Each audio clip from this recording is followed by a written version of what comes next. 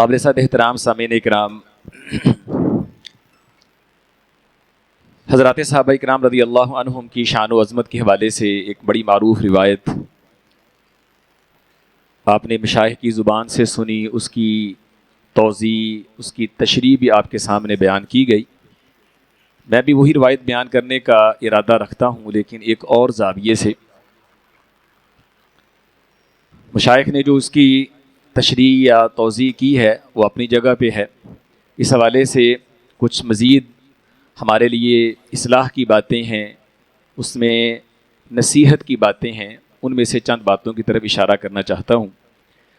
سیدنا ابو موسیٰ رضی اللہ عنہ بیان کرتے ہیں کہ ہم نے رسول کریم صلی اللہ علیہ وآلہ وسلم کے ساتھ مغرب کی نماز ادا کی اور پھر ہم مسجد میں ہی بیٹھ گئے۔ ہم نے سوچا کہ لو جلسنا حتی نصلی معہ العشاء، ہم اگر یہاں بیٹھے رہیں اور عشاء کی نماز پڑھ کے جائیں تو کیا بات ہے۔ چنانچہ ہم بیٹھ گئے۔ ہم بیٹھے ہوئے تھے کہ رسول اللہ صلی اللہ علیہ وآلہ وسلم ہمارے پاس تشریف لے آئے اور آپ نے پوچھا ما زلتم ہا ہونا، تم تب سے اب تک یہیں بیٹھے ہو؟ تو ہم نے کہا اللہ کے رسول، ہم نے آپ کے پیچھے آپ کی اقتداء میں نماز مغرب ادا کی اور پھر ہمارے دل میں خواہش پیدا ہوئی کیوں نہ ہم آپ کے پیچھے آپ کی اقتداء میں عشاء بھی پڑھ کے جائیں۔ اب یہ بڑی اچھی خواہش تھی، قابل قدر جذبہ تھا، تو رسول کریم صلی اللہ علیہ وآلہ وسلم نے اسے اپریشیٹ کیا اور آپ نے فرمایا اصبتم و احسنتم، کیا بات ہے، بہت اچھا کیا تم۔ اور پھر اس کے بعد رسول اللہ صلی اللہ علیہ وآلہ وسلم نے اپنا سر مبارک آسمان کی طرف اٹھایا، اور اکثر آپ جب ایسی کو اہم بات کرتے تو اپنا سر مبارک آسمان کی طرف اٹھایا کرتے تھے، اور پھر آپ نے وہ معروف حدیث ارشاد فرمائی جو آپ کئی بار سن چکے ہیں کہ النجوم امرۃ للسماء، کہ ستارے جو ہیں وہ آسمان کے لیے امن کا باعث ہیں۔ فَإِذَا ذَهَبَتِ النُّجُومُ أَتَى السَّمَاءَ مَا تُوعَدُ، جب یہ ستارے ختم ہو جائیں گے تو آسمان پہ وہ وعدہ آ جائے گا جس کا اللہ تعالیٰ نے جو آسمان کے ساتھ کر رکھا ہے کہ یہ سب سسٹم ختم ہو جائے گا، قیامت آ جائے گی۔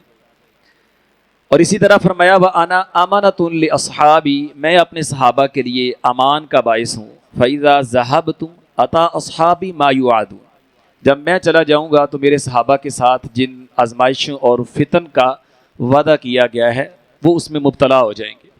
وَأَصْحَابِي أَمَنَةٌ لِأُمَّتِي، اور میرے صحابہ میری امت کے لیے امن اور امان کا باعث ہیں۔ فَإِذَا ذَهَبَ أَصْحَابِي أَتَى أُمَّتِي مَا يُوعَدُونَ، جب میرے صحابہ چلے جائیں گے تو امت پہ وہ آزمائشیں، وہ فتن آئیں گے جس کا میری امت کے ساتھ وعدہ کیا گیا۔ حضرات گرامی، اس حدیث سے پہلی بات جو ہمیں معلوم ہوتی ہے کہ صحابہ کرام رضی اللہ عنہم باجماعت نماز کے اہتمام کے کس قدر شوقین اور حریص تھے۔ ٹھیک ہے، انہوں نے ایک نماز رسول اللہ صلی اللہ علیہ وآلہ وسلم کی ابتداء میں پڑھی ہے اور دوسری نماز کی ادائیگی کے لیے مسجد میں بیٹھ گئے ہیں۔ یہ ایک نماز کے بعد دوسری نماز کا انتظار ہے اور یہ اپنی جگہ پہ ایک بڑی فضیلت والا کام ہے، باجماعت نماز کا اہتمام۔ اور پھر کیا کہنے کہ رسول اللہ صلی اللہ علیہ وآلہ وسلم کی ابتداء میں کیا خوش نصیبی اور سعادت تھی صحابہ کرام رضی اللہ عنہم کی کہ انہیں امام بھی وہ ملا جو نبیوں کا امام ہے۔ ٹھیک ہے، اور پھر وہ اس سعادت کو، اس خوش بختی کو پوری طرح کیش کرنے کی کوشش کرتے تھے کہ کہیں ہماری باجماعت نماز رسول اللہ صلی اللہ علیہ وآلہ وسلم کی اقتداء سے رہ نہ جائے۔ اب دیکھیں کتنی بڑی قربانی ہے، اچھا خاصا وقت ہے ایک نماز سے دوسری نماز تک، لیکن صحابہ کرام رضی اللہ عنہم مسجد میں بیٹھے ہوئے ہیں۔ اور مسجد بھی دیکھیں آپ، کبھی اس دور کی مسجد نبوی کا تصور کیجئے۔ میں جب یہ حدیث پڑھ رہا تھا نا تو میں غور کر رہا تھا کہ آج اللہ نے ہمیں کتنی سہولتیں دے دی ہیں۔ ماشاءاللہ نیچے قالین بچھے ہوئے ہیں، اوپر پنکھے چلتے ہیں، سائیڈوں پہ اے سی لگے ہیں، پورا ماشاءاللہ ٹھنڈا ماحول ہے، لیکن اس کے باوجود نمازی کچے ہیں اور سست اور غافل ہیں۔ باجماعت نماز کے اندر، باجماعت نماز کے والے سے وہ شوق، وہ لگن، وہ احساس ہی نہیں ہے۔ لیکن دوسری طرف صحابہ کرام رضی اللہ عنہم کو دیکھیے اور مسجد نبوی کو دیکھیے کہ جس کے نیچے شاید چٹائیاں بھی نہیں ہیں اور چھت بھی کھجور کی ٹہنیوں کی ہے، بارش ہوتی ہے تو وہ پانی کے ساتھ ٹپکنے لگ جاتی ہے، اور بعض کا صحابہ کرام رضی اللہ عنہم خود رسول اللہ صلی اللہ علیہ وآلہ وسلم سجدہ کرتے ہیں تو آپ کی پیشانی پہ گیلی مٹی لگ جاتی ہے، لیکن اس کے باوجود کسی صحابی نے، اور پھر آج ہم گرمی کا موسم گزار رہے ہیں، اس دور کو تصور کیجئے کتنی شدید گرمی تھی. آپ احادیث کی کتابیں دیکھیں، سیرت کی کتابیں دیکھیں، کسی صحابی کی طرف سے کبھی شکوہ ہو کہ اللہ کے رسول مسجد میں گرمی ہے، مسجد کے نیچے چٹائیاں نہیں ہیں، بارش ہوتی ہے تو چھت ٹپکنے لگ جاتی ہے، ہمارے کپڑے خراب ہو جاتے ہیں، ہوا نہیں لگتی ہے، کچھ بھی نہیں. یہ ساری چیزیں وہ محسوس بھی کر رہے ہیں، فیس بھی کر رہے ہیں، لیکن اس کے باوجود کبھی کسی نماز میں حاضری کم نہیں ہوئی. کوئی صحابی سستی اور غفلت کا شکار نہیں ہوا. اور اس سے آگے بڑھ کے کہ نماز پڑھنے کے بعد اگلی نماز کا انتظار کیا جا رہا ہے. کیا کمال تربیت ہے رسول اللہ صلی اللہ علیہ وآلہ وسلم کی، اور کمال شوق ہے حضرات صحابہ کرام رضی اللہ عنہم کا، اور کمال فکر ہے باجماعت نماز کی. تو یہ ہمارے لیے لمحہ فکری ہے. ٹھیک ہے، ہمیں بھی اسی طرح باجماعت نماز کا اہتمام کرنا چاہیے. اور کبھی کبھی اتنا اچھا ماحول ہے، ہم صحابہ کرام رضی اللہ عنہم کی عظمت اور شان کا اعتراف کرتے ہیں، فخر کے ساتھ انہیں بیان بھی کرتے ہیں. کبھی صحابہ کے اس طریقے پہ زندگی میں ایک بار عمل کیا ہو کہ یار آج ایک نماز پڑھی ہے، ظہر پڑھی ہے، تو انشاءاللہ میں تلاوت میں، اذکار میں مصروف رہوں گا، عصر پڑھ کے جاؤں گا، یا مغرب پڑھی ہے تو چلو عشاء پڑھ کے جاؤں گا. میرے سمیت شاید کئی ایسے ہوں گے غافل جن کو پوری زندگی میں شاید ایک بار بھی اس حدیث پہ عمل کی سعادت نہیں ملی. حالانکہ یہ اتنا بڑا نیکی کا کام ہے کہ رسول اللہ صلی اللہ علیہ وآلہ وسلم نے فرمایا ہے کہ ایک نماز کے بعد دوسری نماز کے انتظار سے اللہ گناہ بھی مٹاتے ہیں، درجات بھی بلند کرتے ہیں. ٹھیک ہے، کبھی ہمیں یہ شوق تو ہونا چاہیے نا. اور پھر اس کے بعد یہ کہ نماز کے بعد ویسے ہی کچھ دیر بیٹھ جانا، اذکار کرنا یا خاموشی سے بیٹھ جانا، آپ کچھ بھی نہ پڑھیں. صرف ایک کام آپ سے نہیں ہونا چاہیے کہ آپ کا وضو برقرار رہے، وضو نہ ٹوٹے. تو فرشتے جب تک آپ بیٹھے ہیں اپنی نماز کی جگہ پہ آپ کے لیے دو دعائیں کر رہے ہیں. اللہم اغفر لہ، اللہم ارحمہ، اللہ اس کے گناہ معاف فرما دے، اللہ اس پہ رحم فرما. اب بہت سے میرے بھائی ایسے ہیں وہ بڑے جلد باز ہیں، نماز کا سلام پھرتا ہے، اب امام صاحب یعنی کروٹ لے کے مقتدیوں کی طرف متوجہ نہیں ہوتے اور وہ دروازہ کراس کر جاتے ہیں. یقیناً بعض بھائی ایسے ہیں انہیں وقت پہ اپنے دفتر جانا ہے یا انہیں کوئی ضروری کام ہے، ٹھیک ہے جا سکتے ہیں، اس میں کوئی پابندی والی بات نہیں ہے. لیکن بعض ایسے ہیں وہ خام خائی، ٹھیک ہے نا، جلدی سے بھاگنے کی کوشش کرتے ہیں. تو بھائی آپ اتنے بڑے ثواب سے اپنے آپ کو کیوں محروم کر رہے ہیں؟ فری کی آپ کو نیکی مل رہی، آپ زبان نہ ہلائیں، آپ ہاتھ نہ ہلائیں، آپ اپنے وجود کو حرکت نہ دیں. اللہ کے ملائکہ آپ کو دعائیں دے رہے ہیں، اللہم اغفر لہ، اللہم ارحمہ. تو کیوں اس سعادت سے آپ اپنے آپ کو محروم کر رہے ہیں؟ تو یہ حضرات صحابہ کرام رضی اللہ عنہم کی تربیت تھی. ظاہر ہے کہ انہوں نے نماز کی اتنی پابندی کی، مسجد کے ساتھ ایسی محبت کی، نماز کے بعد دوسری نماز کا انتظار کیا. تو ان سے جن لوگوں نے تربیت پائی ہے وہ بھی پھر کس قدر کمال کے تھے. صحابہ کا حال یہ ہے، تو ان کے بعد آنے والے، ان سے تربیت پانے والے جب ہم دیکھتے ہیں وہ اتنے با کمال ہیں. تو ظاہر ہے کہ جتنا با کمال استاد ہوتا ہے اسی قدر با کمال شاگرد ہوتا ہے.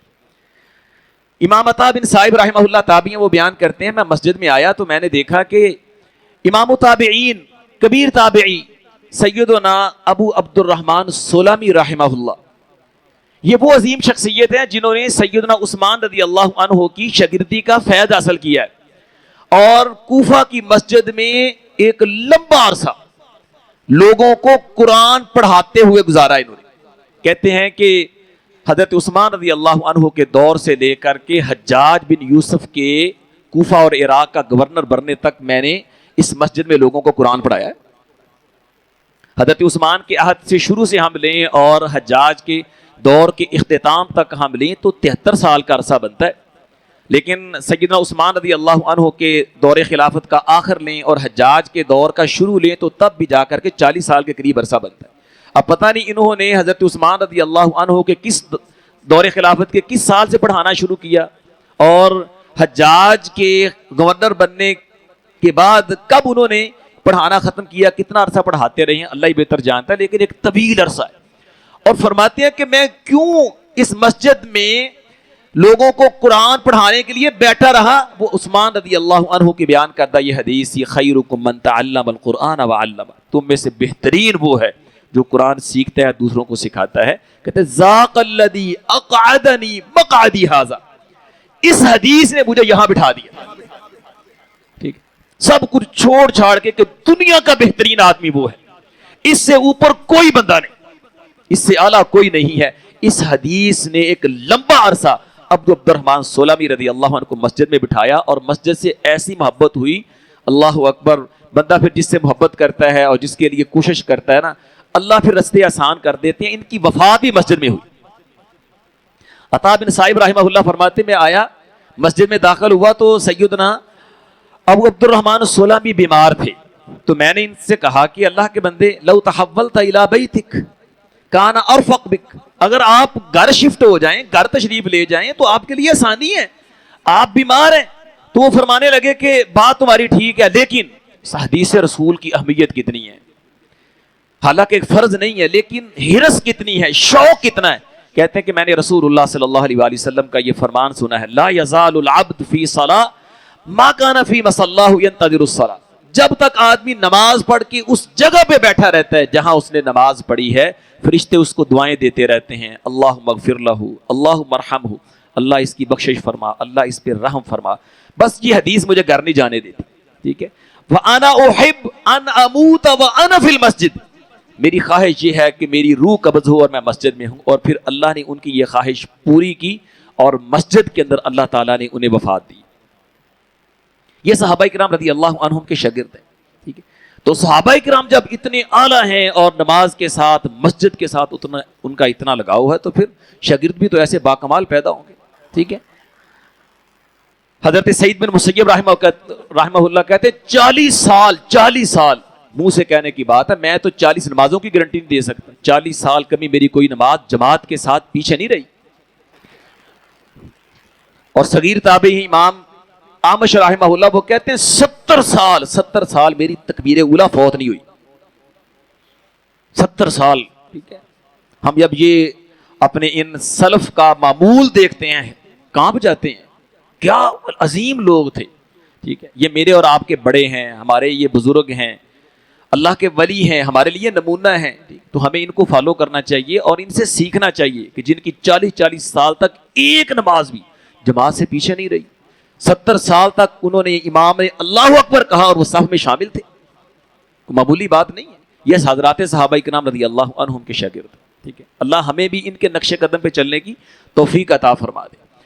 اگلی حدیث کی مختصر وضاحت کروں گا, وہ آپ نے مشائخ سے بھی سنی ہے کہ اللہ کے رسول صلی اللہ علیہ وسلم نے فرمایا, میں اپنے صحابہ کے لیے امن کا باعث ہوں. آسمان جو ہے, ستارے آسمان کے لیے باعث امن ہیں. جب ستارے جائیں گے آسمان ٹوٹ پھوٹ کا شکار ہو جائے گا.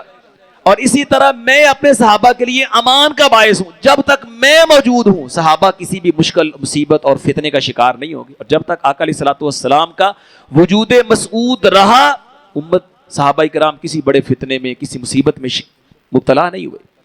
نبی کریم صلی اللہ علیہ وآلہ وسلم تشریف لے گئے اور آپ نے صحابہ کے وجود کو امت کے لیے امن امان کا باعث قرار دیا. اور جب تک حضرات صحابہ کرام رضی اللہ عنہم رہے ہیں, امت کسی بڑے فتنے کا شکار نہیں ہوئی. فتنے پیدا ہوئے, صحابہ کرام رضی اللہ عنہم نے ان کا تدارک کیا, اور خود ان کے دور کے اندر بھی فتنے ہوئے. وہ آپس میں بھی دست و گریبان ہوئے, ان میں مشاجرات ہوئے, لیکن وہ خود اس میں مبتلا نہیں ہوئے.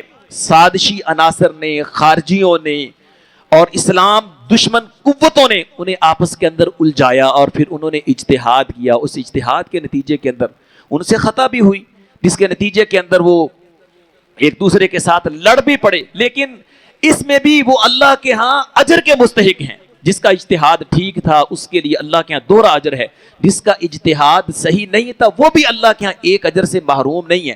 لیکن دیکھیں جو آیت کریمہ میں نے آپ کے سامنے پڑھی, اس میں اللہ نے فرمایا اللہ نے ان کے دلوں میں ایمان لکھ دیا, اللہ نے ان کے دلوں کا تقوی کے لیے امتحان لے لیا. اللہ کو پتا تھا آگے جا کر کے ان سے خطائیں ہوں گی, یہ الجھ جائیں گے, آپس میں لڑیں گے. اس کے باوجود اللہ تعالیٰ نے ان کے اس معاملے کو, اس خطا کو بیان نہیں کیا, اس پہ تبصرہ نہیں کیا. رسول کریم صلی اللہ علیہ وآلہ وسلم کو بھی ان واقعات کی خبر دی گئی. آپ نے بعض احادیث میں اس کا تذکرہ کیا, لیکن آپ نے صحابہ کرام پہ آپ نے کوئی وعید بیان نہیں کی, کوئی نقد نہیں کیا, کوئی ان کی مذمت نہیں کی. تو ہمیں تربیت یہ دی, یہ پاکیزہ گروہ تھے, بڑی اونچی ہستیاں تھیں. ان سے اگر خطا ہوئی ہے تو ہمارا وظیفہ یہ ہے, ہمارا کام یہ ہے کہ ہم نے اپنی زبانیں بند رکھیں, ہم نے ان پہ کوئی نقد نہیں کرنا، ان کا معاملہ اللہ کے حوالے سے، اللہ نے ان کو معاف کر دیا۔ اب میں اور آپ اپنی زبانوں کو دراز کر کے سوائے اپنے اعمال کا ستیہ ناش کرنے کے اور کچھ نہیں کریں گے۔ اس لیے حضرات صحابہ کرام رضی اللہ عنہم نے بھی ہمیں یہی تعلیم دی تھی۔ سیدنا عبداللہ بن عباس رضی اللہ عنہ کا قول یہ صحیح سند سے ہے، انہوں نے امام اعمش سے کہا تھا کہ لا تسبوا السلف وادخلوا الجنہ بسلام، صحابہ کے بارے میں اپنی زبان بند رکھو، ان کے بارے میں اپنی زبان نہ کھولو، اس کا نتیجہ یہ ہوگا تم سلامتی کے ساتھ، عافیت کے ساتھ اللہ کی جنت میں چلے جاؤ۔ تو یہ سلامتی کا رستہ ہے۔ حضرات صحابہ کرام رضی اللہ عنہم، اللہ تعالیٰ کو سارے ان کے معاملات کا پتہ تھا، اس کے باوجود اللہ نے اپنی رضا کا اور ان کے لیے مغفرت کا اللہ تعالیٰ نے سرٹیفکیٹ جاری کر دیا، جو ہوا سو ہو گیا، ٹھیک ہے۔ اب ہمیں اس کو کریدنے کی، کٹہرا لگانے کی اور ان کی غلطیاں ہائی لائٹ کرنے کی اور یہ فیصلہ سنانے کی کون غلط ہے کون صحیح ہے قطعاً ضرورت نہیں۔ ہمارا وظیفہ کیا ہے؟ خاموشی اختیار کریں، بلکہ اللہ نے ہماری یہ ڈیوٹی لگائی ہے، ربنا اغفر لنا ولاخواننا الذین سبقونا بالایمان، ان کے لیے دعائیں کریں۔ اللہ تعالی ہمیں اس کی توفیق عطا فرمائے۔ وما علی الا البلاغ۔